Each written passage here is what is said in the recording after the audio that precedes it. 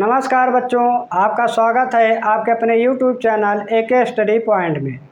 बच्चों, आज इस क्लास में हम ये देखेंगे कि जो हमारा क्वेश्चन होता है, जैसे मान लो क्वेश्चन में आपको दे दिया एक वस्तु उत्तल दर्पण के सामने 20 सेंटीमीटर की दूरी पर रखा है।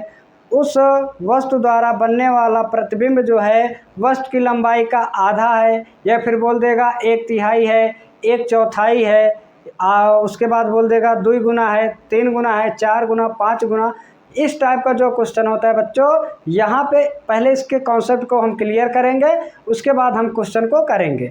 तो बच्चों, यदि आपने इससे पहले वाली हमारी सभी क्लासें नहीं देखी हैं तो सबसे पहले आप प्ले लिस्ट में जाइए। वहाँ पे आपके जो भी इम्पोर्टेंट क्वेश्चन होते हैं, जो भी आपके बोर्ड एग्जाम में पूछे जाते हैं, उनसे संबंधित सभी क्वेश्चन को करा दिया गया है और वहाँ पे बहुत ही अच्छे से आप पढ़ सकते हैं। तो बच्चों, आइए देखते हैं बिना देरी किए हुए कॉन्सेप्ट क्या होता है और कॉन्सेप्ट को हम क्लियर करते हैं। तो बच्चों, आगे बढ़ने से पहले आपसे छोटी सी रिक्वेस्ट है, यदि आपको हमारी क्लास पसंद आए तो वीडियो को लाइक, शेयर और चैनल को सब्सक्राइब करना ना भूलें। तो आइए बच्चों, देखते हैं हम पहले वास्तविक के लिए, उसके बाद आभासी प्रतिबिंब के लिए। बात समझ में आई? तो बच्चों, यहाँ पे ज़रा समझना, यहाँ पे समझना, इस पर स्टार लगा के लिखना बच्चों, वास्तविक प्रतिबिंब के लिए। बात समझ में आए बच्चों? वास्तविक प्रतिबिंब के लिए, वास्तविक प्रतिबिंब के लिए। अब यहाँ पे समझना बच्चों, जैसे क्वेश्चन में मान लो बोल दिया एक वस्तु उत्तल दर्पण के सामने 40 सेंटीमीटर की दूरी पर रखी गई है। उस वस्तु द्वारा बनने वाला जो प्रतिबिंब है वस्तु की लंबाई का आधा है। अब क्या बोल रहा है बच्चों? वस्तु की लंबाई का आधा है। आधा बोल देगा 2 गुना, 4 गुना, 5 गुना, कुछ भी बोल सकता है। तब यहाँ पे हम कॉन्सेप्ट को कैसे क्लियर करेंगे? बात समझ में आए? और वास्तविक के लिए हम देख रहे हैं, तो वास्तविक के लिए ये आवर्धन नियम का मान कैसा होना चाहिए, इसी कॉन्सेप्ट को अगर आप समझ गए तो इस टाइप के क्वेश्चन को बहुत ही अच्छे से कर पाओगे। तो बच्चों, यहाँ पे पहले कॉन्सेप्ट को क्लियर कर लेना, इसके बाद जब हम क्वेश्चन कराएंगे तो आपका डाउट बिल्कुल क्लियर हो जाएगा। बात समझ में आए? तो यहाँ पे बच्चों, वास्तविक प्रतिबिंब के लिए अगर हम बात करें, जो आवर्धन का मान होता है, जो बच्चों आवर्धन m का मान होगा, वो हम क्या लिखेंगे? ऋणात्मक लिखेंगे। क्या लिखेंगे बच्चों? ऋणात्मक लिखेंगे। इतनी बात समझ में आई?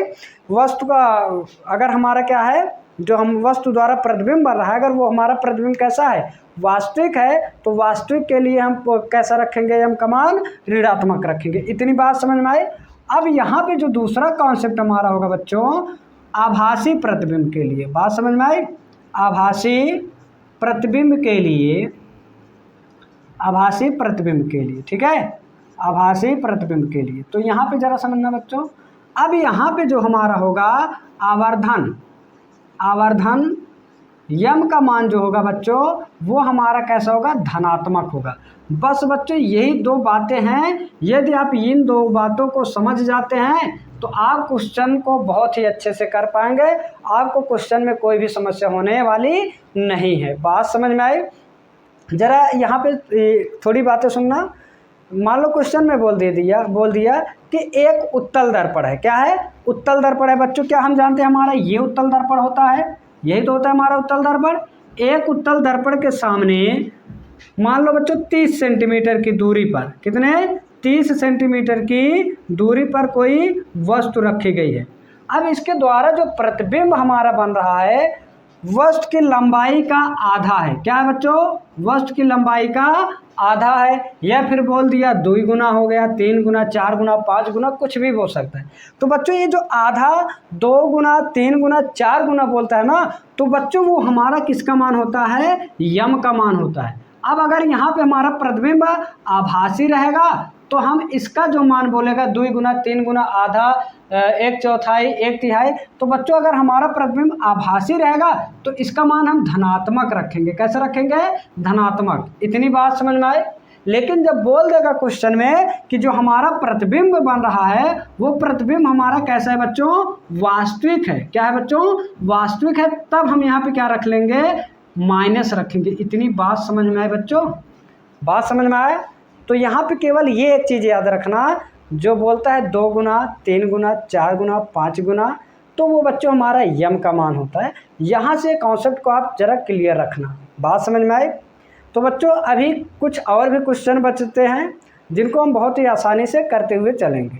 तो बच्चों पहले आप इस कॉन्सेप्ट को क्लियर रखें, फिर आगे अगली क्लास में हम क्वेश्चन को करेंगे तो और भी अच्छे से समझ में आएगा। तो क्या बच्चों ये कॉन्सेप्ट समझ में आया? कमेंट करके ज़रूर बताना। तो बच्चों वीडियो देखने के लिए बहुत बहुत धन्यवाद। मिलते हैं अगली क्लास में क्वेश्चन के साथ, बहुत ही मज़ेदार से समझेंगे, बहुत ही मज़े से करते हुए चलेंगे। बस आप हमारी सभी क्लासों को पूरा देखकर चलिए। इतनी बात समझ में बच्चों? चलो ठीक है, धन्यवाद। मिलते हैं अगली वीडियो में।